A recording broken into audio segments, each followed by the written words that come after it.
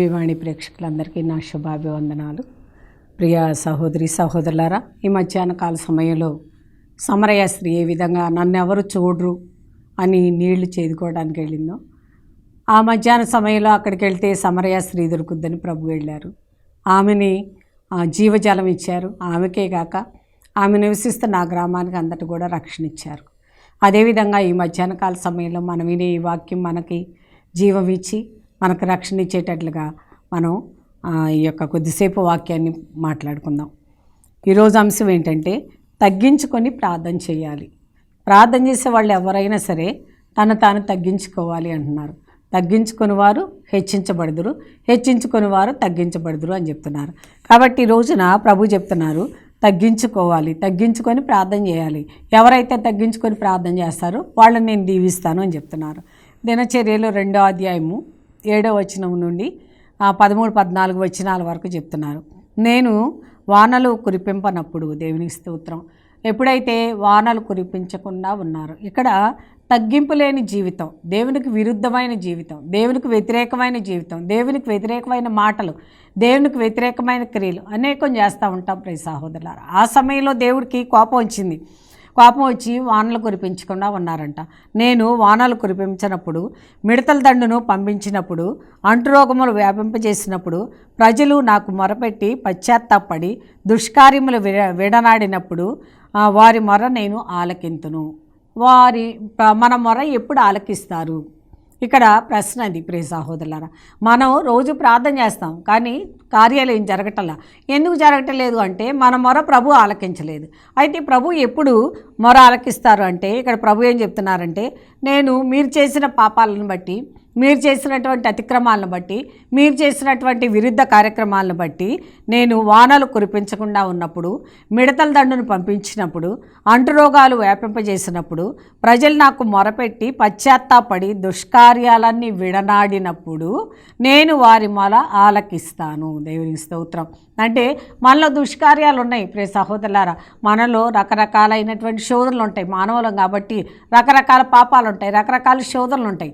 ఆ రకరకాలైనటువంటి శోధనలు వచ్చినప్పుడు ప్రియ సహోదరులారా, మనం ఏం చేస్తామంటే అవన్నీ తీసేసుకోకుండా అవి అట్లానే చేస్తా ఇక్కడ దేవుని దగ్గరకు వచ్చి ఏదో ప్రార్థన చేస్తూ ఉంటాం. ఆ ప్రార్థన దేవుడు ఆలకించరు, దానికి తగినటువంటి ఫలితాన్ని ఇవ్వరు. ఇలా ఇవ్వనప్పుడు మనం ఏం చేస్తామంటే ప్రభు ఎందుకు ఇవ్వటం లేదు అని అనుకుంటాం. కానీ ఇక్కడ ప్రభు ఏం చెప్తున్నాడు, నేను ఆలకించటంలా, నీ మొరను నేను చెవియొగ్గి ఆలకించటంలా. ఎందుకంటే నువ్వు దుష్కార్యాల్లో ఉన్నావు కాబట్టి, నువ్వు గర్వ ప్రార్థనలో ఉన్నావు కాబట్టి, నువ్వు తగ్గింపు హృదయం లేదు కాబట్టి నేను నీ మొర ఆలకించట్లేదు అని చెప్తున్నారు. అదేవిధంగా ప్రియ సహోదరులారా, వారి పాపములు క్షమించాను. ఎప్పుడైతే ఈ పాపాలన్నీ కూడా ఒప్పుకున్నారో, ఆ దేవుని దగ్గరకు వచ్చారో, తగ్గించుకొని తాను తగ్గించుకొని అప్పుడు ఆ పాపాలన్నీ క్షమించారంట. అదేవిధంగా ఆ దేశము అభివృద్ధి చేతను ప్రియ సహోదరులారా, ఆ దేశం ఎంతో వృద్ధి చెందేదు. దేవునికి స్తోత్రం. ఏ దేశం అయితే పాపం చేసిందో, ఏ దేశ ప్రజలైతే విరుద్ధంగా ప్రవర్తించారో, ఏ దేశ ప్రజలైతే కష్టాల పాలైపోయారో, ఏ దేశ ప్రజలైతే రోగం పాలైపోయారో, ఆ దేశ ప్రజలంతా కూడా ఆ పాపం ఒప్పుకున్నప్పుడు, ఆ పాపాలు క్షమించినప్పుడు దేవుడు ఆ దేశమును అభివృద్ధి చేయుదును, ఆ దేశాన్ని ఉన్నతంగా నిలబెడతాను, ఆ దేశాన్ని అందరికంటే కూడా ఎక్కువగా నేను నిలబెడతాను అని చెప్తున్నారు. అదేవిధంగా ప్రియ సహోదరులారా, 6వ అధ్యాయంలో 37వ వచనంలో చెప్తున్నారు, క్షమాపణ గురించి వివరించారు. ఇక్కడ దేని గురించి వివరించారండి? క్షమాపణ గురించి. మనం ప్రతిరోజు కూడా దేవుడిని క్షమించమని అడగాలి. ఏ విధంగా క్షమించమని అడగాలంటే, వారి దేశం గురించి ఇజ్రాయేలీలు జాతికి దేవుడిచ్చిన వాగ్దానం, ఇజ్రాయేలీల జాతికి దేవుడు ఒక వాగ్దానం ఇచ్చారంట. ఏం వాగ్దానం ఇచ్చారంటే, అయితే ఇక్కడ కొన్ని ఆధ్యాత్మిక నియమాలు ఉన్నాయి. ప్రియా సహోదరులారా, దేవుని దగ్గర కూడా కొన్ని నియమాలు ఉన్నాయి, కొన్ని ఆజ్ఞలు ఉన్నాయి. ఆజ్ఞలు మనం తప్పకుండా పాటించాల్సిందే. 10 ఆజ్ఞలు ఉన్నాయి, 10 ఆజ్ఞలు పాటించాలి. తర్వాత తిరుసపు కట్టళ్ళు ఉన్నాయి, ఆ కట్టళ్ళు పాటించాలి. ఒకవేళ పాటించకుండా వాటికి విరుద్ధంగా మనం ప్రవర్తించినప్పుడు పాపం చేసినట్టే. తల్లిదండ్రులు వ్యతిరేకించినప్పుడు పాపం చేసినట్టే. దేవునికి విరుద్ధంగా ప్రవర్తించినప్పుడు పాపం చేసినట్లే. అదేవిధంగా ఇక్కడ కొన్ని ఆధ్యాత్మికమైనటువంటి నియమాలు ఉన్నాయి. అదేంటంటే ప్రార్థనకు జవాబు ఇవ్వటం. ఎప్పుడైతే మనం మంచి ప్రార్థన చేస్తామో దానికి జవాబు దొరుకుద్దంట. అటువంటి ప్రార్థన దేవుడు విన్నారు. అంటే ఆ సమయంలో మనం దేవుని మంచిగా ప్రార్థన చేశాం, దేవుడు వినే ప్రార్థన చేశాం, దేవుడు కూడా విన్నాడు. మనకి దేవునికి అడ్డుగోడలు ఏమి లేకుండా ఉన్నాయి, అందుకే దేవుడు జవాబిచ్చారు. ఇంక రెండోది ఏంటంటే పాపాలను క్షమాపణ. ఏ పాపం అయితే చేసామో ఆ పాపాన్ని ఎత్తి పట్టుకొని ఆయన దగ్గర, ప్రభువా నేను పాపం చేశాను, నన్ను క్షమించయ్యా, నేను వడ్డీ వ్యాపారం చేస్తున్నాను, లేకపోతే నేను దొంగతనం చేస్తున్నాను, లేకపోతే నేను అబద్ధం చేస్తున్నాను, ఇట్లా ఏదో ఒక రకంగా ప్రియ సహోదరులారా రకరకాలైన పాపాలు, ఆ పాపాలన్నీ కూడా దేవుని ముందు ఒప్పుకొని క్షమించమని అడగాలి. మరలా అదే పాపం రెక్టిఫై చేయకూడదు. అదే పాపం మళ్ళా రేపు చేస్తా, ఈరోజేమో క్షమించమని అడిగి మరలా రేపోయి అదే పాపం చేసామనుకోండి, అట్లాంటి పాపాలు దేవుడు ఎప్పుడు కూడా క్షమించరు. ఆత్మ సంబంధమైన జీవం ఇవి రావాలంటే 3 విషయాలు ఉన్నాయి. ఆత్మ సంబంధమైన జీవం కావాలంటే ఆమె దేవుని స్తోత్రం, జీవంతో ప్రార్థన చేయాలి. ఆయన సజీవుడైన దేవుడు, ఆయన జీవం గల దేవుడు. ఆ జీవం గల దేవునికి మనం ప్రార్థన జీవంతో చేయాలి. ప్రియ సహోదరులారా, ఈ 3 రకాలు ఉన్నాయి. ఒకటంటే మనల్ని మనం తగ్గించుకోవటం, తగ్గించుకునే వినయం కలిగి ఉండటం. ఇది మొదటిది. దేవునికి ఇదంటే చాలా ఇష్టం. తాను తగ్గించుకొని వినయం కలిగి, విధేయత కలిగి, నీ గురువులకు వినయం కలిగి ఉండు, నీ పెద్దలకు విధేయతగా ఉండు, నీ తల్లిదండ్రులకు విధేయతగా ఉండు అని మనకి బైబిల్ బోధిస్తానే ఉంది ప్రియ సహోదరులారా. కానీ అవన్నీ కూడా విరుద్ధంగా చేసి దేవుని దగ్గరకు వచ్చి ఎంత ప్రార్థన చేసినా ఆ ప్రార్థన దేవుడు ఆలకించరు అని చెప్తున్నారు. 51వ కీర్తన 17వ వచనంలో చెప్తున్నారు, పాప క్షమాపణ తగ్గించుకోవటం, పాపాన్ని క్షమించమని అడగటం, తాను తగ్గించుకోవటం. ఈ కీర్తనాకారుడు అన్నాడు, దేవా నేను అర్పించు బలి పశ్చాత్తాపపూరితమైన హృదయమే. దేవుని స్తోత్రం. నేను అర్పించే బలి ఏంటంటే ఒక బస్తా ఒడ్లు కాదండి. మనం అనుకుంటాం, అయ్యా బాగా పంట పండితే ఒక బస్తా ఒడ్లు నీకు ఇస్తానయ్యా, మిగిలినవన్నీ నాయి, ఆ పంటంతా నాది అని మనం అనుకుంటాం. కానీ ఆ పంటంతా ఆయనే ఇచ్చారు ప్రియ సహోదరులారా. ఆయనకి ఒడ్లు బియ్యం కాదు, కానీ ముఖ్యంగా ఆయనకి కావాల్సింది ఏంటంటే హృదయం. ఏ హృదయం అయితే పశ్చాత్తాపపూరితమైందో, ఏ హృదయం అయితే తాను తగ్గించుకుందో అటువంటి హృదయం ఆయనకు కావాలి. ఇక్కడ కీర్తనాకారుడు కూడా చెప్తున్నాడు, అయ్యా నేను అర్పించే బలి ఏంటంటే నా హృదయం, పశ్చాత్తాపూరితమైనటువంటి హృదయాన్ని నేను నీకు సమర్పిస్తున్నాను అంటున్నారు. అదే కాకుండా పశ్చాత్తాప హృదయం, వినయము, నిత్యమైన హృదయము నీకు అనాదరణ చేయును. ఏదైతే ప్రియ సహోదరులారా పశ్చాత్తాప హృదయము, అదే విధంగా వినయము, అదే నిత్యమైన మంచి హృదయంగా మార్చుద్ది. దేవుని స్తోత్రం. కీర్తనకారుడు చెప్తున్నాడు, ప్రియ సహోదరులారా అనాదరణ అంటే నువ్వు వదిలిపెట్టవు, నువ్వు వదిలేసే దేవుడు కాదు. ఎవరిని వదిలేవు? ఎవరైతే పశ్చాత్తాపంతో వినయంతో ప్రార్థన చేస్తారో అటువంటి వాళ్ళను నువ్వు ఎన్నటికీ విడిచిపెట్టవు, వదిలిపెట్టవు అని కీర్తనకారుడు చెప్తున్నాడు. ప్రియ సహోదరులారా మనందరికీ చెప్తున్నాడు కీర్తనకారుడు ఈరోజు ఏమనంటే, మీరు కూడా పశ్చాత్తాప హృదయముతో వినయ మనసుతో ప్రార్థన చేసి చూడండి, దేవుడు నేను దీవించి ఆశీర్వదిస్తారని చెప్తున్నారు. యెషయా గ్రంథం 66వ అధ్యాయము 2వ వచనంలో చెప్తున్నాడు, వినయాత్ముడు. రే సహోదరులారా వినయాత్ముడు అంటే వినయం కలిగిన వాడు. అంటే ఇక్కడ ప్రార్థన చేసే ప్రతి ఒక్కడికి కూడా వినయం ఉండాల్సిందే అని దేవుడు హెచ్చరిస్తున్నారు. దానిలో అనుమానం ఏమి లేదు.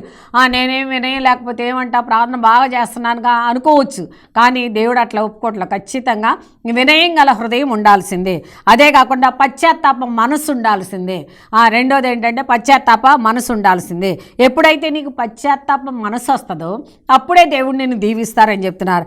అదే కాకుండా నా వాక్కులకు భయపడు వాడిని నేను ప్రీతితో చూతును. ఎవరిని ప్రేమతో చూస్తాడంటండి? ఎవరిని ఆయన ప్రేమించగలుగుతాడు? నా వాక్యానికి భయపడేవాడిని. ఆమేన్. దేవుని స్తోత్రం. ఆ వాక్యం ఎప్పుడు కూడా జ్ఞాపకం ఉండాలి. ఏ పని చేయబోయినా మనకు వాక్యం గుర్తు రావాలి. ఏ పని చేయి మనకు వాక్యం తల్లో ఉండాలి ప్రియ సహోదరులారా. అప్పుడు ఎప్పుడైతే ఈ వాక్యానికి నువ్వు భయపడతావో, ఈ వాక్యానికి తల దించుతావో అప్పుడు దేవుడు నిన్ను ప్రేమిస్తాడు, అప్పుడు దేవుడు నిన్ను దీవిస్తారు అని చెప్తున్నారు. కాబట్టి నన్ను ప్రేమించాలంటే మన హృదయం నిండా వాక్యం నిండి ఉండి ఆ వాక్య ప్రకారంగా మనం విధేయత కలిగి జీవించాలి అని చెప్తున్నారు. యాకోబు పత్రిక 4వ అధ్యాయము 6వ వచనంలో చెప్తున్నారు, ఏలయనగా అహంకారులను ప్రియ సహోదరులారా, అణగద్రొక్కును. దేవునికి స్తోత్రం. ఎవరిని అణగదొక్కుతారండి? దేవుడు. అహంకారులు. వాళ్ళకి ఏది చేసినా కలిసి రాదు. వాళ్ళు ఏ వ్యాపారం చేసినా కుంగిపోవాల్సిందే, వాళ్ళు ఏ పని చేసినా కుంగిపోవాల్సిందే, వాళ్ళు ఆరోగ్య ప్రకారంగా కూడా కుంగిపోవాల్సిందే. ఆ విధంగా ఎవరైతే ప్రియ సహోదరులారా అహంకారంగా ఉంటారో, ఎవరైతే గర్వంగా ఉంటారో అటువంటి వాళ్ళని దేవుడే అణిచివేస్తారు. సౌలుని ఏ విధంగా సైతాను పట్టేటట్లు చేశారు. సౌలు మంచి భక్తుడు, మంచి భక్తితో ప్రార్థన చేశాడు, కానీ సైతాను బట్టి వికృతంగా ప్రవర్తిస్తున్నాడు. ఎప్పుడైతే సితారా వాయించి ఆ యొక్క పాట పాడినప్పుడు మాత్రమే ఆయన దేవుల్లో ఉన్నాడు, లేకపోతే మిగిలినప్పుడు అంతా సైతాన్లో ఉన్నాడు. ఆ విధంగా ప్రియ సహోదరులారా గర్వపడ్డాడు ఆయన, అహంకారపడ్డాడు ఆయన. సైన్యంలో గెలిచినప్పుడు ఇది దేవుడిచ్చిన విజయం అనుకోకుండా నేనే గొప్ప, నేనే విజయం సాధించాను, నాకంటే ఎవరు లేరు అని గర్వపడ్డారు. అందుకే ప్రియ సహోదరులారా ఆ అహంకారం మూలైన ఆయన అణగద్రొక్కబడ్డాడు. ఈ రోజున మనం కూడా ఒకవేళ అహంకారపూరితమైనటువంటి హృదయం మనలో కనుక ఉంటే దాన్ని తీసివేసుకోవాలి, దాన్ని కడిగి వేసుకోవాలి ప్రియ సహోదరులారా.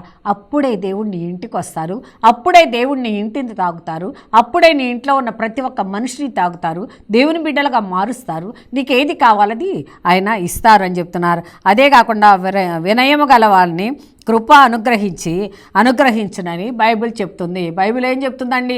ఎవరైతే వినయంతో తలదించుకొని ఉంటారో వాళ్ళ మీద దేవుని యొక్క కృప కృమ్మరించబడుద్దంట. ఆమేన్.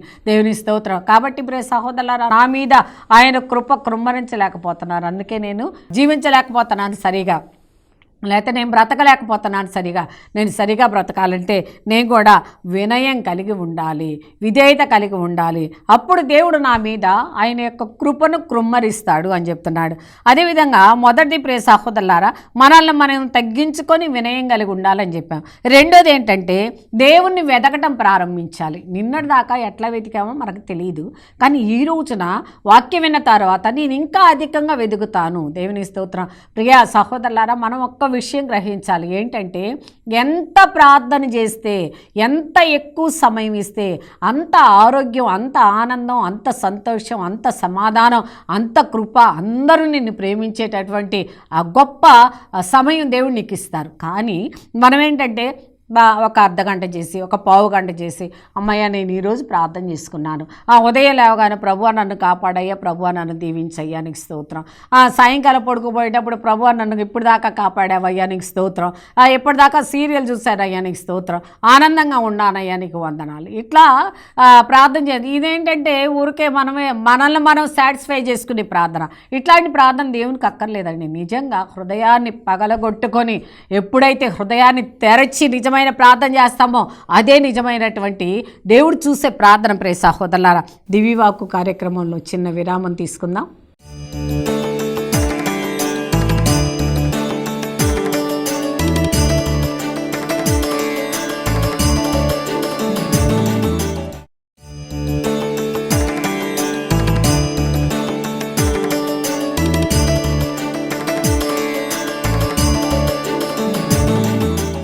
దివ్యవాక్కు కార్యక్రమానికి తిరిగి స్వాగతం. ఇక్కడ రెండోది దేవుని వెదకాలి అంటున్నారు.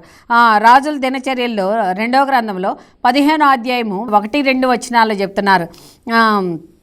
అరాజ్య ఆసా రాజును కలుసుకొని యూదీయులారా బెన్యామీయులారా నా పలుకులు ఆలకించండి. దేవునికి స్తోత్రం. ఇక్కడ వాళ్ళు చెప్తున్నారు నా పలుకులు ఆలకించండి, నా మాటలు ఆలకించండి. ఎవరి మాటలు ఆలకించాలండి? ముచ్చట్లో కూర్చున్నాం అనుకోండి, నైట్ మనకు 1 గంట అయినా నిద్ర రాదు. ప్రార్థనలో కూర్చున్నాం అనుకోండి 8ంటికే నిద్ర వచ్చింది, 8ంటికి లేకపోతే 7ంటికే నిద్ర వచ్చింది. ఎందుకు అంటే వినలేం, ఆ పలుకులు వినలేం. ఎందుకంటే లోపల మంచి మోసకరమైనటువంటి సైతాన్ ఉంది, మంచి బలమైన లూసిఫర్ ఉంది, కాబట్టి వినలేం. ప్రియ సహోదరులారా మగతొచ్చుద్ది, మత్తొచ్చుద్ది, నిద్ర వచ్చుద్ది. అటువంటివి కాకుండా ఇక్కడ ప్రభు అన్నారు జాగ్రత్తగా నా పలుకులు ఆలకించండి. మీరు ప్రభు పక్షాన ఉన్నంత కాలము ప్రభు మీ పక్షాన ఉండును. దేవుని స్తోత్రం. ప్రియ సహోదరులారా దేవుడు ఇక్కడ ఒక వాగ్దానం చెప్తున్నాడు. మీరంతా ప్రభు పక్షాన ఉన్నంత వరకు ఏ మాత్రం కూడా తొలగిపోకుండా ఉన్నంత వరకు తప్పకుండా నీ పక్షాన కూడా దేవుడు ఉన్నారు, దేవుడు ఉంటారు. దేవునికి స్తోత్రం. కాబట్టి ప్రియ సహోదరులారా, మన పక్షాన దేవుడు వ్యాజ్యం ఆటలా, మన పక్షాన దేవుడు నిలబట్టాలా, మనకు అన్నీ అప్పచేయాలి. ఎందుకు ప్రశ్నించుకోవాలి మనం. ప్రియ సహోదరులారా, నేను దేవుని పక్షాన లేను కాబట్టి, నా పక్షాన కూడా దేవుడు లేడు కాబట్టి నా కార్యాలు కూడా సఫలం కావటంలా అని చెప్తున్నారు. అదే కాకుండా ప్రభువును వెతికితే దొరుకును. దేవునికి స్తోత్రం. వెదకాలి. ఇక్కడ రెండో మాట దేవుణ్ణి వెదకాలి అని చెప్తున్నారు. అడుగుడి మీకు ఇవ్వబడును, వెదకుడి నీకు దొరుకును, తట్టుడి మీకు తెరవబడును. ప్రియ సహోదరులారా, ప్రతిరోజు కూడా మనకి ఏ బాధ ఉందో, ఏ సమస్య ఉందో ఆ సమస్యను ఒక కాగితం మీద రాసుకొని దేవుని దగ్గర కూర్చొని ప్రతిరోజు కూడా అడగాలి. అయ్యా ఇదిగో నాకు ఈ సమస్య ఉంది, ఈ సమస్య తీసివేయి ప్రభువా, ఈ సమస్యను తొలగించండి ప్రభువా అని మనం అడగాలి. ప్రియ సహోదరులారా, ఎంతోమందికి గుండె జబ్బులు తగ్గుతున్నాయి, ఎంతోమందికి ఎయిడ్స్ తగ్గుతున్నాయి, ఎంతోమంది క్యాన్సర్లు తగ్గుతున్నాయి. ప్రియ సహోదరులారా, ఎందుకు తగ్గుతున్నాయి అంటే వాళ్ళు ప్రతిరోజు కూడా గోజాడుతున్నారు. వాళ్ళు పెద్ద పుణ్యవంతులు, వాళ్ళు పెద్ద ప్రార్థనా పనులు, వాళ్ళు ఏదో గొప్ప అని మనం అనుకోకూడదు. కానీ రోజు గోజాడుతున్నారు. గోజాడినప్పుడు వాళ్ళ పాపాలు క్షమించి ఆయన మొర ఆలకించి వాళ్ళకి తగినటువంటి బహుమతిని ఇస్తున్నారు. కాబట్టి ప్రియ సహోదరులారా, ఆయన్ని వెతికి అడగాలి. ఎక్కడున్నావు ప్రభా, ఎక్కడున్నావు ప్రభా, ఎక్కడున్నావు ప్రభా, నాకు దొరుకయ్యా. అయ్యా ఇదిగో నిన్ను స్తుతులతో విసిగించినప్పుడు నువ్వు తృప్తిపరిచి నాకు ఇస్తావు ప్రభా, ఇవ్వని లేనిది కూడా అంటే ఇవ్వకూడదని కూడా ఇస్తావు ప్రభా అని ఎప్పుడైతే మనం ఆ పట్టుదలతో అడుగుతామో, ఆ విశ్వాసంతో అడుగుతామో దేవుడు తప్పకుండా ఇస్తారు. కానీ మీరు అతనిని విడనాడరేని మిమ్మల్ని కూడా ఆయన విడనాడతాడు. మీరు కనుక అతన్ని విడనాడితే, అతన్ని దూరపరచుకోవడం అంటే ప్రియ సహోదరులారా, మనమేమనుకుంటున్నామంటే నేను పూజకి వెళ్తున్నాను కదా, నేను రోజరీ చెప్పుకుంటున్నాను కదా, నేను బాగానే ప్రార్థన చేస్తున్నాను కదా. కానీ అది హృదయం తెరిచిన ప్రార్థన, తెరవని ప్రార్థన, లేకపోతే దేవుణ్ణి చక్కగా అడిగే ప్రార్థన, అడగని ప్రార్థన. ఏం ప్రార్థన అది? సరైన ప్రార్థన చేస్తున్నావా లేదా? ప్రియ సహోదరులారా, మనల్ని మనం తర్కించుకోవాలి. అయ్యా మీకు వినపడుతుందా లేదా, నా మొర వినపడుతుందా లేదా, నా స్వరం వినపడుతుందా లేదా, నా స్వరాన్ని ఆలకించయ్యా, నా స్వరాన్ని ఆలకించు. మరి ఎవరున్నారు ప్రభు నాకు ఈ లోకంలో, నన్ను ఎవరు రక్షించే వాళ్ళు లేరు ప్రభు అని ఎప్పుడైతే నువ్వు మొరపెడతావో అప్పుడు ప్రియ సహోదరులారా, మీరు అతన్ని విడనాడనప్పుడు మిమ్మల్ని కూడా అతడు విడనాడడు అని బైబిల్ గ్రంథంలో ఉంది ప్రియ సహోదరులారా. కాబట్టి మనం ఎప్పుడు కూడా ఆయనకు దూరంగా ఉండి బ్రతకలేం, ఆయనకు దూరంగా ఉండి ఏది సాధించలేం, ఆయనకు దూరంగా ఉండి మనం ఏది కూడా చేయలేం ప్రియ సహోదరులారా. ఆయనకు దగ్గరగా ఆయన పాదాల మీద పడి నువ్వు నిద్రపోతే నీ మీద ఈగైనా వాలదు. ఆమేన్. ఆ దగ్గరలో ఎక్కువగా మనం ఉంటే మన మీద ఈగ కూడా వాడడానికి ధైర్యం ఉండదు, ఈగకు కూడా ధైర్యం ఉండదు. ప్రియ సహోదరులారా, దేవుడు ముఖం మీద పోయి ఈగ వాళ్తుందా, లేకపోతే ఇంకేమన్నా చేస్తుందా, ఏది వెళ్ళలేదు అక్కడికి, ఎందుకంటే అంత శక్తి బలం లేదు. అట్లనే నువ్వు కూడా దేవుణ్ణి ఆశ్రయించి ఆయనకు సమీపంలో బహు దగ్గరగా ఉంటే తప్పకుండా ఆయన కూడా మనల్ని దీవించి ఆశీర్వదిస్తారు. కీర్తనలు 27 కీర్తన 8వ వచనంలో చెప్తున్నారు, దేవుని అండ ఉన్నప్పుడు ఏ భయము లేదు. దేవునికి స్తోత్రం. దేవుని యొక్క అండ ఉన్నప్పుడు ఇక్కడ ఏం చెప్తున్నారంటే 8వ వచనంలో, నీవు నన్ను నీ సన్నిధికి రమ్మని పిలిచితివి. దేవునికి స్తోత్రం. దేవుని యొక్క అండ ఉన్నప్పుడు అని చెప్పాం కదా, ఆయన సన్నిధికి పిలిచాడు, మనల్ని పిలిచాడు.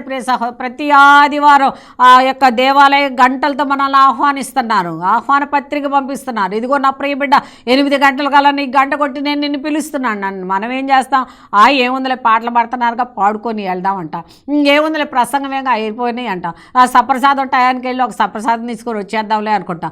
ఇట్లా మన ఇష్టం వచ్చినట్టుగా తీర్పు చేసుకుంటాం, మన ఇష్టం వచ్చినట్లుగా చేసుకుంటాం. అట్లా కాదు ప్రియ సహోదరులారా, నీవు నీ సన్నిధికి నన్ను రప్పించి పిలిపించావు. ఆమేన్. నా ఉదయాన్నే వేకునే వచ్చాను ప్రభువా, వేకునే వచ్చి నేను నీ సన్నిధిలో నిలబడి ప్రార్థిస్తున్నాను ప్రభు అని. ప్రభు నీ సమక్షము నాకు వచ్చినప్పుడు నీ ముఖమును దాచుకొనకము. కీర్తనకారుడు అడుగుతున్నాడు, అయ్యా నేను నీ సమ్ముఖానికి వచ్చినప్పుడు నువ్వు ఎప్పుడైతే ముఖం దాచుకున్నావు నేను నిద్రపోతానయ్యా, నువ్వు ఎప్పుడైతే ముఖం దాచుకుని నేను దిక్కులు చూస్తానయ్యా, నువ్వు ఎప్పుడైతే ముఖం దాచుకున్నావు నా బిడ్డలతో ఆడుకుంటానయ్యా. కానీ నీ సన్నిధిలో నీ ముఖం చూసి నేను మొరపెట్టలేను ప్రభువా, నీకు స్తోత్రం.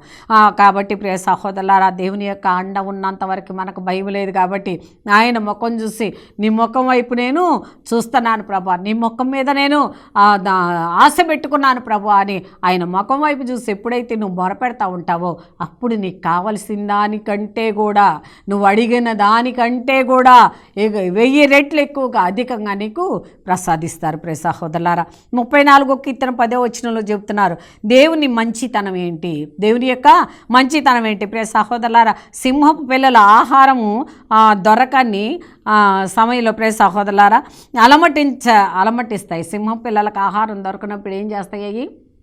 అలమటిస్తాయంట ఆహారం కోసం. అదేవిధంగా మనం ఇహలోక ఆహారం బాగానే సమృద్ధిగా తింటున్నాం, కానీ పరలోక ఆహారం కోసం మనం ఎప్పుడూ అలమటించాలి. ప్రభువును ఆశ్రయించు వారికి ఏ కొదువ లేదు. ప్రభువును ఆశ్రయించు, నీ కొదువు లేకుండా చేస్తాయి. ఆ సింహపిల్లల ఆహారం లేకుండా ఏ విధంగా బాధపడుతున్నాయో ఆ విధంగా బాధపడకుండా నీకు సమృద్ధి అయిన ఆహారాన్ని ఇస్తాయి, సమృద్ధి అయిన సంతోషాన్ని ఇస్తాయి, సమృద్ధి అయిన బలాన్ని ఇస్తాయి. కాబట్టి నిజంగా ఉండు. అదేవిధంగా 69వ కీర్తనలో చెప్తున్నారు శోక గీతం, ఈ చేయిదం చూసి దీనులు సంతోషించరు.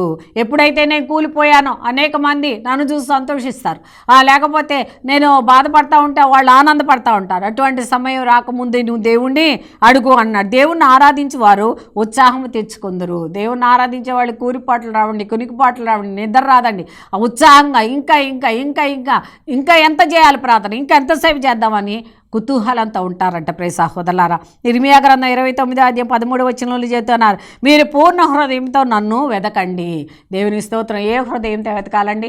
పూర్ణ హృదయంతో. సగం ఏమో ఎవరికో ఇచ్చాం, ఇంకో సగం ఒకళ్ళకి ఇచ్చాం, ఇంకో సగం ఒకళ్ళకి ఇచ్చాం. హృదయమే ఖాళీ లేదయ్యా, నేనేదో నోటితో పలుకుతానని అంటే దానివల్ల ఉపయోగం ఏమీ లేదు. నీ పూర్ణ హృదయంతో దేవుని వెతకు అన్నారు, నేను మీకు దొరుకుతాను అని చెప్తున్నారు. కాబట్టి ప్రియ సహోదరులారా, మూడోది నిజమైన పశ్చాత్తాపం. లేవికాండం 26వ అధ్యాయం 40వ వచనం చెప్తున్నాడు అప్పుడు వారి పూర్వులకు ఎదురు తిరుగుబాటు చేసిమని ఒప్పుకొందరు. దేవునికి స్తోత్రం. ఇక్కడ పశ్చాత్తాపడుతున్నారు. అయ్యా, నా తల్లిదండ్రులు నేను వ్యతిరేకంగా ప్రవర్తించాను, నా పెద్దలకు నేను వ్యతిరేకంగా ప్రవర్తించాను, అందుకే నన్ను క్షమించు అని వాళ్ళు అడుగుతారంట. దేవునికి కోపం వచ్చినప్పుడు పరవాసులమని చెప్పుకుందరు. ఎప్పుడుకైతే దేవునికి కోపం వచ్చిందో, అయ్యా మేము నీకు చాలా దూరంగా ఉన్నాం ప్రభువా, మేము నీ దగ్గరకు రాలేకపోతున్నామని అప్పుడు పశ్చాత్తాపడతాను. బుద్ధి తెచ్చుకొని పాపములకు దండన అనుభవింతురు. దేవుని స్తోత్రం. ప్రియ సహోదరులారా, ఎప్పుడైతే బుద్ధి తెచ్చుకుంటామో అప్పుడు ఆ పాపాలకు దండన అనుభవించి విడుదలవుతాం. ఆ విధంగా విడుదలైపోయిన తర్వాత దేవుణ్ణి అడగాలి. ప్రియ సహోదరులారా, అప్పుడు నా భక్తులైన యాకోబు, ఇస్సాకు, అబ్రహాము నిబంధన ఆజ్ఞకి జ్ఞాపకం తెచ్చుకొని ఆ భూమిని నేను నీకు అప్పజెబుతున్నాను. దేవుని స్తోత్రం. కాబట్టి ప్రియ సహోదరులారా, బుద్ధి తెచ్చుకోవాలి. ఇక్కడ ప్రభు ఏం చెప్తున్నారంటే, నిన్ను నువ్వు తగ్గించుకొని, నీకు అన్నీ ఉన్నా సరే, ఇవన్నీ లోకానికి సంబంధించినవి, ఇవన్నీ ఇహలోకంలో ఉన్నాయి, ఇవన్నీ నన్ను ఉద్ధరించలేవు, ఇవన్నీ కూడా నన్ను అభివృద్ధి చేయలేవు, ఇవన్నీ కూడా నాకు ఉపయోగపడవని నిన్ను నువ్వు తగ్గించుకొని ప్రార్థన చేసుకో అని ప్రభు మనకు చెప్తా ఉన్నారు. కాబట్టి ప్రియ సహోదరులారా, ఈ రోజున మనం గుండె మీద చేసుకొని, ప్రభు నాలో ఏమైనా గర్వం కానీ, ఒకవేళ నీకు విరుద్ధంగా ప్రవర్తించే కార్యంగానే ఏమన్నా ఉంటే నన్ను క్షమించయ్యా అని మనం పశ్చాత్తాపడాలి. ప్రియ సహోదరులారా, దేశమంతా ఆరోగ్యం రావాలంటే జాతి మొత్తం తగ్గించుకొని పశ్చాత్తాపడి దేవుణ్ణి వెతకాలి. మన దేశం లేకపోతే ప్రపంచం అంతా కూడా ప్రియ సహోదరులారా ఆరోగ్యంగా ఉండాలి, ఆనందంగా ఉండాలి, యుద్ధాలు రాకూడదు, కరువులు రాకూడదు, ఆ తర్వాత భూకంపాలు రాకూడదు. ఇట్లాంటివన్నీ కూడా రాకుండా ఉండాలంటే ప్రతి ఒక్క బిడ్డ కూడా మోకాలు వేయాలి, ప్రతి ఒక్క బిడ్డ కూడా ఉపవాసం ఉండాలి, ప్రతి ఒక్క బిడ్డ కూడా అయ్యా నా తప్పు క్షమించు అని తను తాను తగ్గించుకోవాలి. ఎప్పుడైతే తను తాను తగ్గించుకొని ప్రార్థన చేస్తారో, ఎప్పుడైతే తను తాను దేవునికి సమర్పించుకుంటారో అప్పుడు దేవుడు మనల్ని వెతుక్కుంటూ వస్తారు. అప్పుడు మనల్ని దేవుడు దీవిస్తారు. మనల్నే కాదు, మన బిడ్డల్ని, మన కుటుంబాన్ని దీవిస్తారు, ఆశీర్వదిస్తారు. కుటుంబంలో ఉన్న శాపాలు, కుటుంబంలో ఉన్న రోగాలు, కుటుంబంలో ఉన్న బాధలు అన్నీ కూడా తీసివేసి నిన్ను ఒక మంచి బలవంతునిగా తయారు చేస్తారు. మంచి బలవంతమైన కుటుంబంగా నిలబెడతారు. అందరూ చూసి కొనియాడే కుటుంబంగా నిన్ను ఆశీర్వదిస్తారు అని దేవుడు ఈ రోజున మనకు చెప్తున్నారు. ప్రియ సహోదరులారా, చిన్న ప్రార్థన చేసుకుందాం.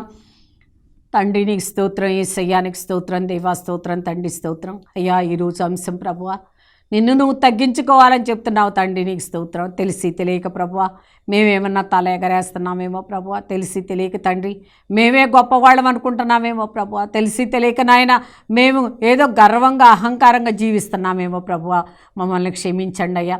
మా తప్పులు మేము తెలుసుకొని తండ్రి మమ్మల్ని మేము తగ్గించుకొని ప్రార్థన చేసే భాగ్యాన్ని మాకు దయచేయండి ప్రభువానికి స్తోత్రాలు.